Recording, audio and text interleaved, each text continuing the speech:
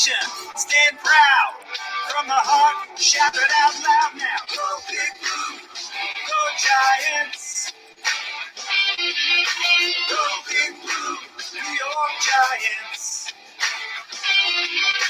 Go Big Blue, Super Bowl Giants.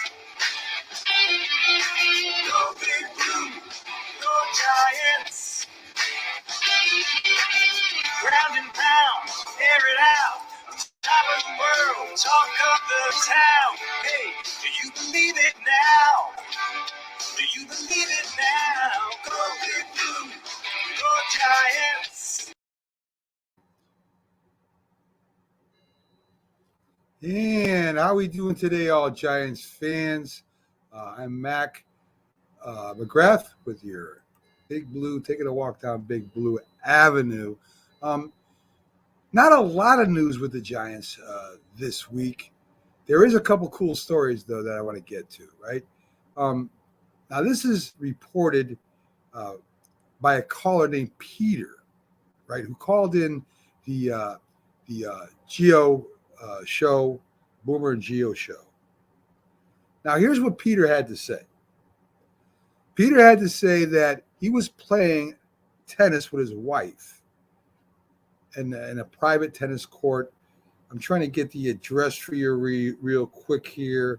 He was a tennis court. It's in the New Jersey, Pennsylvania area, right, where there's a lot of Philadelphia fans.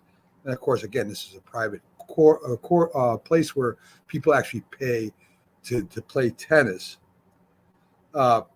Peter says that he was wearing his New York Yankees shirt and his New York Giants hat. And a guy started giving him a hard time. He was saying, "What are you doing? Your shirts are right. What are you doing with your hat? What is that hat? What's that giant hat doing? You should be wearing that here." And he kept aggravating Peter, according to him. And he was at the Haddonfield courts. So he keeps aggravating this guy, Pete, is what he says anyway. He's talking on the show with Boomer and Gio, I think, had a replacement in for him. But anyway, he's talking with him, and he's saying he comes to realize it's the head coach of the Philadelphia Eagles, Sirianni. So Sirianni's really supposedly giving him this hard time about the Giants. They stink. They're not any good. Your head coach stinks. He's no good. And, of course, now Peter's got to defend, his Giants fandom. He's got to defend his coach and his team, and he starts giving it back to head coach Sirianni of the Eagles. And eventually, Peter says, what are we, we're already in sixth grade here? Enough about this stuff. And supposedly, according to Peter, Sirianni takes a couple steps towards it. He wants to fight. And, of course, Peter said on the radio that he was ready to go. He was ready to go at it with him. So can you imagine this happening? I mean, you're playing somewhere or you're visiting somewhere, and there's the head coach of your rival team. Do you give him a problem? Do you say anything to him, or do you just let it go? Right? I mean, the rivalry is really on the field, right? Or suppose the head coach sees you, notices you, and sees you with your Giant shirt on, and comes up to you and starts giving you nonsense. Do you get up and get ready to fight the head coach of the Eagles? I don't know. Now, the Eagles did reply to this, which is very interesting to me because that says it happened. The Eagles replied to this, the podcast with the caller Peter, and they say it's been exaggerated, right? That all did not happen the way he says it. I guess they're saying Sirianni wasn't going to fight him, right? Which makes sense. But they acknowledged it, so it did happen. This took place on a tennis court, which is awesome to me. Now, I think Sirianni was just ribbing this guy, right? You guys suck, you guys stink, and, he's the Eagles head coach. And to me, if this is true, Peter blew it. He blew it. He had a chance to actually discuss this with this guy, with his wife, and Sirianni was supposedly with his wife, to actually invite him over to have some lunch and a drink and talk to the head coach of the Eagles. I mean, why wouldn't you do that? That's why the credibility is a little iffy, right?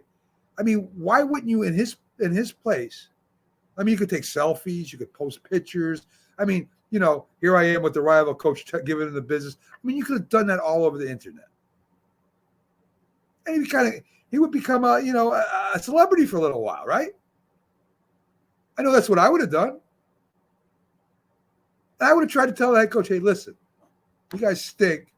I want to go to the game and tell you how much you guys stink. I want to sit right amongst all your fans, your bad, bleeping fans. And I want to tell them how great the Giants are and how much the Eagles stink. Right? Sirianni probably would have done it. He probably would have made arrangements off of this event for you to go see the game and carry this to another level. Make it an event. I mean, it would have been awesome. It would have been awesome for the Giant fans. It would have been awesome for the Eagle fans. It would have been awesome for the coaches staff. It would have been awesome for both organizations. Why wouldn't you do that? This is why the credibility to me is a little iffy. I would have.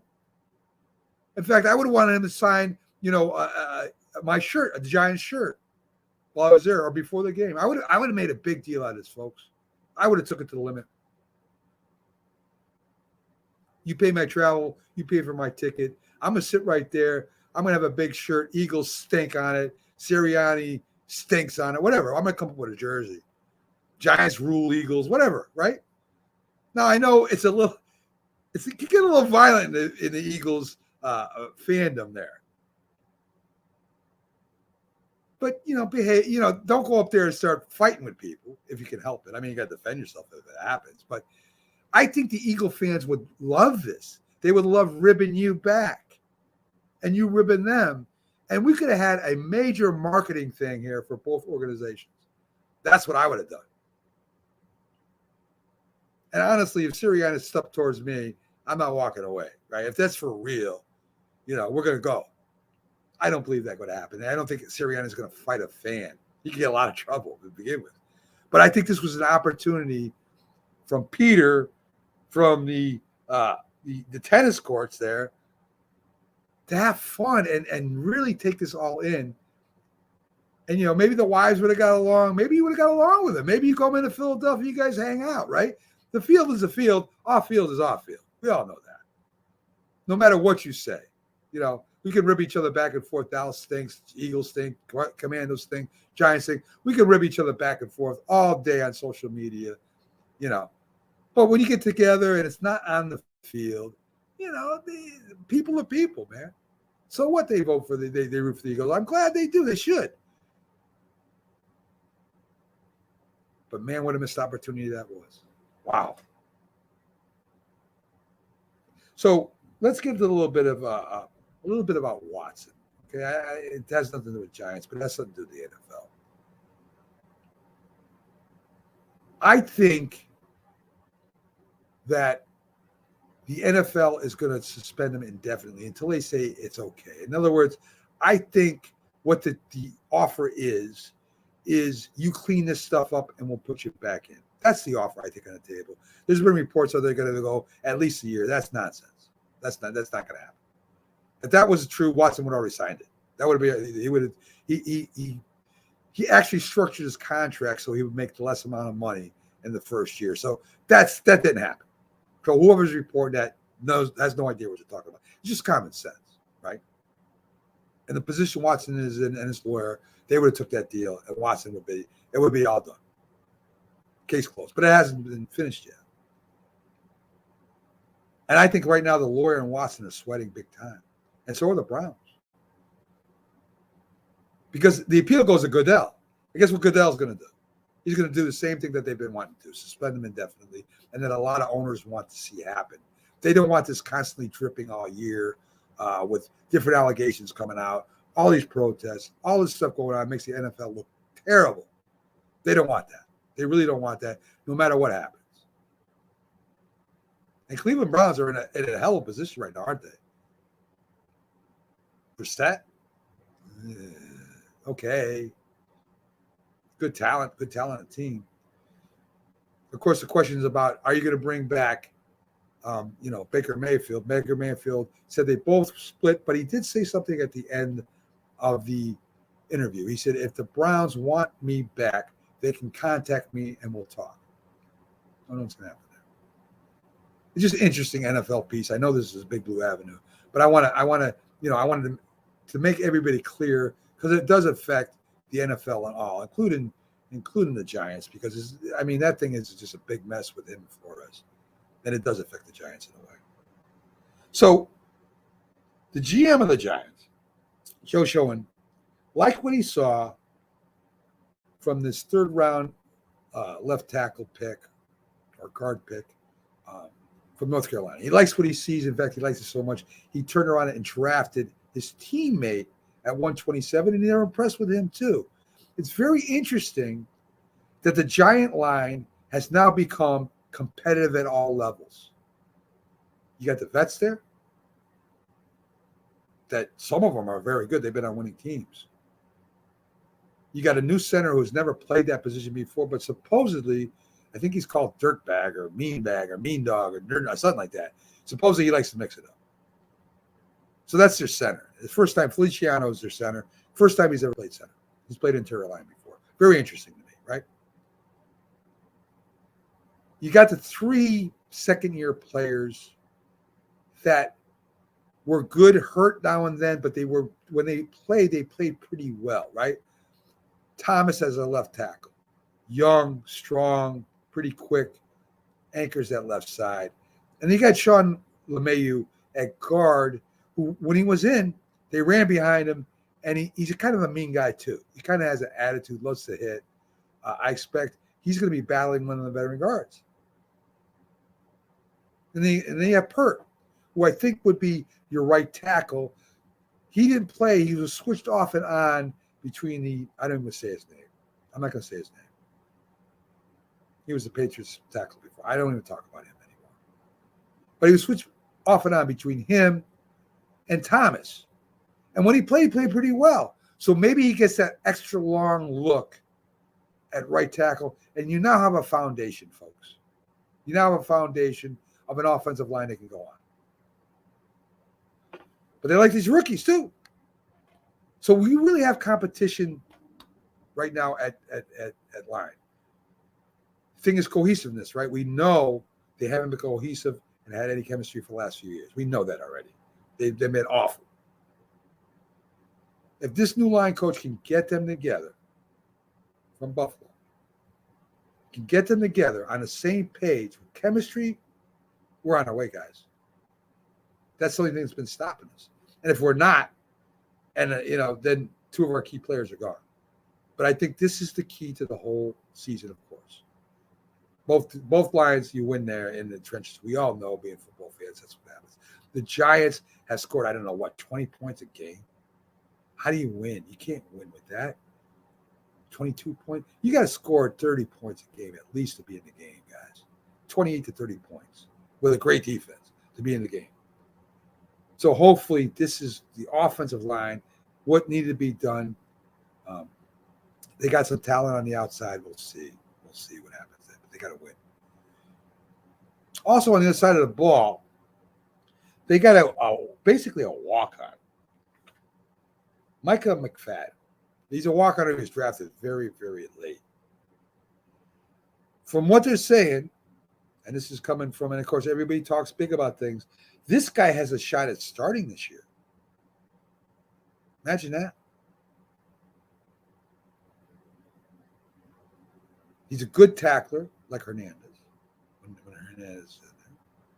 He's younger than Hernandez. He's got good speed. He's 6'2", 230. Pretty good size for a middle linebacker, right? Not as scared to mix it up. Go in there and take on the linemen and the lead blockers. But he's got a great, what they say is he's very quick shooting the gaps. Be a great blitzer from the inside. Now I know we got a lot of linebackers right now that are jostling for positions. But wouldn't it be something if a kid that came in that wasn't, a big draft choice came in and started. Can you imagine? That's like Victor Cruz, right? I mean, out of nowhere, here comes somebody that was good at his school, might have been maybe outstanding at school, but because he's from a smaller school or a school we don't think about or talk about, we kind of pays attention to. And there's been a lot of walk-ons that have gone out of Super Bowls and played the Hall of Fame and are in the Hall of Fame right now. So very interesting there to me, what they're doing in camp. Of course, like I said, everybody says they got the best and everybody's great at camp and all that. We'll see when they really start hitting. Really hitting. I'm not even talking about, in the camps anymore because they really don't hit. The scrimmages they do to a point, and in practice games they do. And don't be surprised, guys, to see some veterans out there in the practice games this year. I mean, they're fighting for positions too. It's a new coach.